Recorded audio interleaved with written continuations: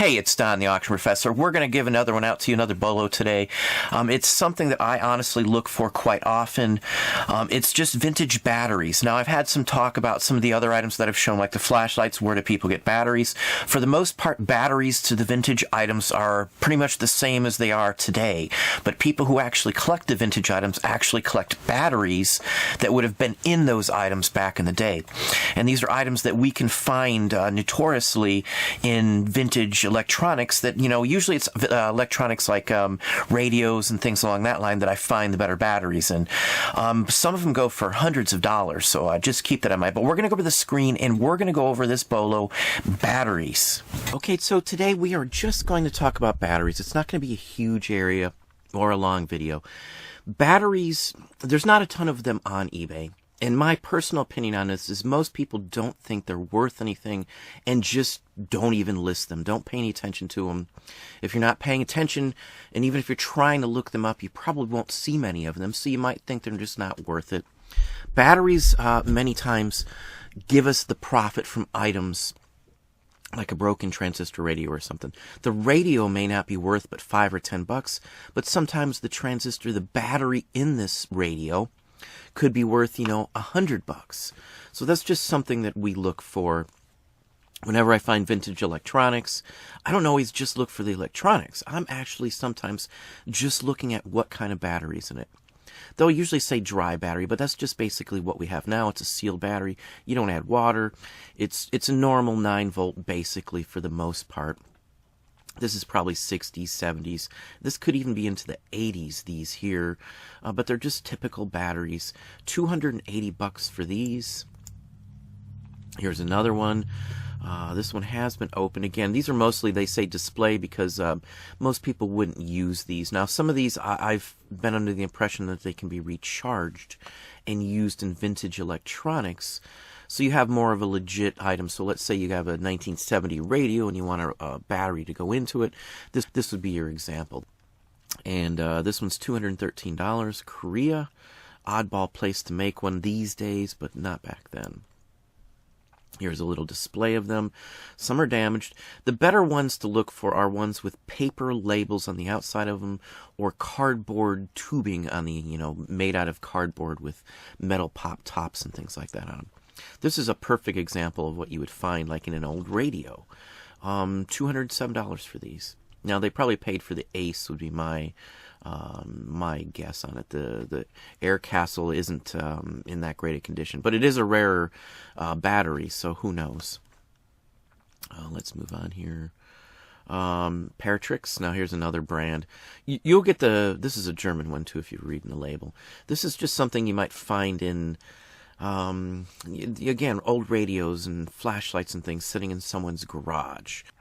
These were made in Germany, but they were imported, obviously, so you will see them. $167 on these. Another 9-volt. Sealed. You'll see them sealed quite often. They'll come from, old warehouses or just in junk bulk lots. They'll be in like a junk drawer at someone's estate sale, and that's where you might find this kind of stuff. And usually when you're there, if you pull them out and ask how much they are, usually they're like a quarter, 50 cents, $1 for a handful sometimes. Most people don't hold much value. Even the estate sale folks don't hold much value into these old batteries, but I personally look for them. Like this one says for transistor, 9 volts were basically made for stuff like this, like transistors. So that's why you might see it on there. Or the company sold transistor radios and they made their own battery, or at least labeled a battery as if it was their own. Some included batteries in the packaging, and that's why it would say transistor radio on it. 161 on that one. Just another one here. This is a Revel, 150, and it's got which versions of batteries it replaces. So it's a standard 9-volt, just typical like anything else. Still sealed. 1960s, 70s. Maybe a little newer, but I think it's really 60s or 70s. Now here's an early one. These are 40s, 50s probably. You can see the cardboard tube on the top. Now that would indicate it's a vintage, real early vintage one. D-cell is what it is, so, just look at the numbers. These are standard size D-cell, $150. New reduction is just the process of the batteries, if I'm not mistaken.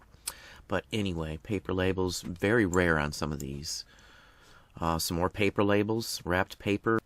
Again, location sometimes means something. These are from Pasadena, XL, just typical flashlight batteries, D batteries. Same size as a modern D. Somebody had asked on how would you power one of those vintage flashlights. They take mostly D batteries. The D battery has been around since like the 20s or 30s. This is a 1944 D battery that would fit in most of the flashlights that I had shown you in some other videos. $127. Usually you'll find those in pairs because it took two of them to do a flashlight. That person probably found an old flashlight, yanked the batteries out, and the batteries were probably worth more than the flashlight. That's why I say you usually find those in pairs. 9 volts different. Usually it's just a single one. A Miko. Again, after you've done this for a little while, you'll run into the same battery a few times. Batteries aren't going to show up very often, but again, the more items you know, the better you're going to do. So just add this to it. When you're looking for the flashlights or these other battery-operated things, check to see if they have any of these in them.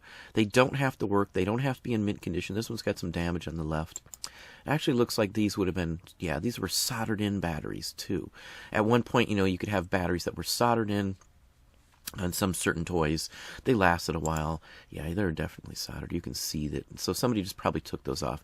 But $160. You basically want the paper label. These are 1923. As I said, D-cell batteries have been around for a long time. Now here's an oddball. Ever ready? Who knows what this went to, a lawnmower or something. $299 for this lot of 3 batteries. So it's just luck of the draw. These could have shown up at an estate sale and auction. A business closing, for sure this would show up at. This is where I would find these bigger ones at. Just like some of the early battery chargers, which I've shown some as well, too. And I've shown vintage batteries in my videos. This is a glass battery case. Now, it would have come with a lid. You'd fill it up, and it would have all the workings in there. You can still put these back together and they'll still work. I believe a lot of these went in cars, but this is $120 just for this, the glass part. A couple of moon rabbits. Now these you'll see occasionally, like old warehouse sales and things like that. At least I have. They're not super, super old, 80s even on some of these. Sealed or not, they probably wouldn't work. Who knows? Either way, it doesn't matter. Somebody's going to buy these as a collectible. $117. Here's another glass jar. Let me see. It doesn't have a maker on this one. Again, it just depends on the one it is. And some of the numbers like that, KXG13, it's probably on the bottom of this thing or somewhere marked on it would be my guess. But $150.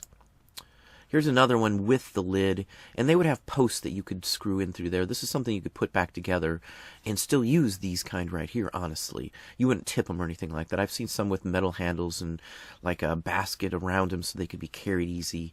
95 on this one. It was a buy it now, so who knows? They could have probably got more because of the lid had they listed it higher. Just a couple others. Now these are paper, cardboard wrapped as well too. You can tell by the bottom of them more than anything else how the slight creasing and such forth. But $68 for these. This would have been something I would have done as a buy it now for say $110, $120, and seen what happens. It would have been gone really quickly. Probably would have got more for it too. Same with this one. A lot of people don't think that these old batteries are worth a ton of money, so they may put them up cheaper, buy it now for almost nothing. Or again, most people throw these away. 95% of everybody I've ever met, maybe even higher than that, doesn't pay attention to these and throws them away. I've asked around for years, and people save batteries for me, thinking, "Hey, what are you going to do with them? I just display them or whatever, So they're display pieces. 65 in these Firestone. Firestone sold flashlights at their gas stations and, tire supply places, so you could get those. They were promotional ones and two, but they made batteries that went with it, so you'd kind of be all Firestone everything. 65 again, 120 I would have put on any of these ones you see at these prices. These were all done at auctions, so. Flying Bomb, this one's fairly popular. Singly wise, $30, $40 on a decent one. I don't put any of these together. Sometimes if it's a pair I might, but never I would do 4 of them together. I would have most definitely done them in pairs of 2, just because that's what usually powers a flashlight. He could have gotten, say, 65 for 2 of these and doubled his money, honestly. I wouldn't have worried about the box either. There's no special marking on the box, so the box could have been some secondary item to it. The batteries themselves are what people want. Now these look like, these are metal-lined ones. These are early, though. I haven't quite seen this exact kind of pair. But again, I would have put them up really high. It says copper sealed, so this would be like copper topped, like Everready or something. $60 again. I would have done 120, and then we would have been off. And just the last one here. This one I always liked. I like the design of this cardboard too.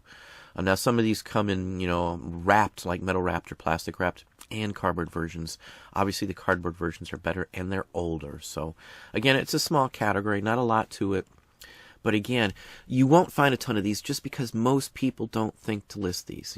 That's a fact. I've talked around, and I bet you most people listening to this will have never realized that some of these batteries, other than maybe that I've shown a few in videos and haul videos before, some smaller ones, some newer ones, even some of the small camera batteries from the 60s sell, definitely the ones from the 50s.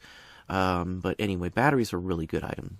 We do make money on batteries, and then sometimes when I'm losing on, or I might not make much money on an electronic piece, we're lucky enough that there's a battery.